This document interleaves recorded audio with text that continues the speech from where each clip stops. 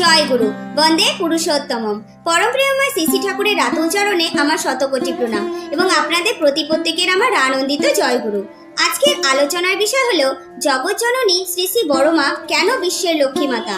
বড়মা ও বড়দার সুন্দর একটি গল্প। অজানা কিছু কথা জানতে ভিডিওটি শেষ পর্যন্ত দেখুন। একদিন শ্রী শ্রী বড়দা বড়মার চোখে ওষুধ ঢেলে দিচ্ছেন। মাথার কাপড়টি বড়মা ধরে রেখেছেন। তখন শ্রী শ্রী বড়দা বললেন, কাপড়টি সরাও। তখন শ্রী শ্রী বড়মা ঠাকুরের দিকে আঙ্গুল দেখিয়ে বললেন, দেখিস না উনি বসে আছেন, স্বামীর সামনে মাথার কাপড় ফেলতে নেই। আজকাল লাখ লাখ মায়েদের স্বামীর অসাক্ষাতে মাথায় কাপড় থাকে না। স্বামীর সামনেই বা আজকাল কয়জনের থাকে তার দেখা যায় না।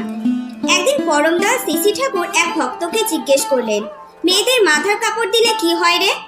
ভক্তটিকে নীরব দেখে পরমদয়াল শ্রী শ্রী ঠাকুর বললেন, স্বামীর সামনে মাথার কাপড় ফেললে স্বামীর আয়ু কমে যায়। এই কথাটি শুনে আজকের এই আধুনিক যুগের মানুষদের হাসি পেতে পারে। তাই আমরা শ্রী শ্রী বড়মার জীবন দশায় প্রতিনিয়ত দেখতে পাই তার জীবন চলনার সাধনার মধ্যে দিয়ে পরমদয়াল শ্রী শ্রী ঠাকুরকে খুশি করার আকুল প্রচেষ্টা। প্রতিনিয়ত লক্ষ্য রাখা কিসে পরমদয়াল শ্রী শ্রী ঠাকুর খুশি হবেন, আনন্দে থাকবেন, সেই চেষ্টায় সচেষ্ট থাকা। তাই তো তিনি আমাদের শ্রী শ্রী জগজ্জননী বড়মা। কারণ লক্ষ্মীর সাধনাই হলো নারায়ণকে তার সেবায় তুষ্ট করে তোলা।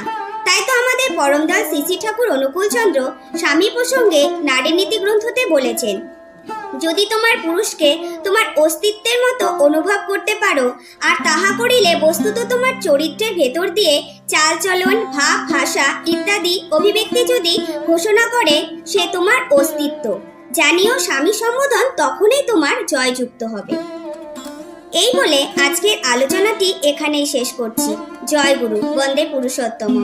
আলোচনাটি ভালো লাগলে ভিডিওটিতে একটি লাইক করে চ্যানেলটি সাবস্ক্রাইব করে পাশে থাকবেন এবং কমেন্ট বক্সে জয় গুরু অবশ্যই লিখবেন। ধন্যবাদ।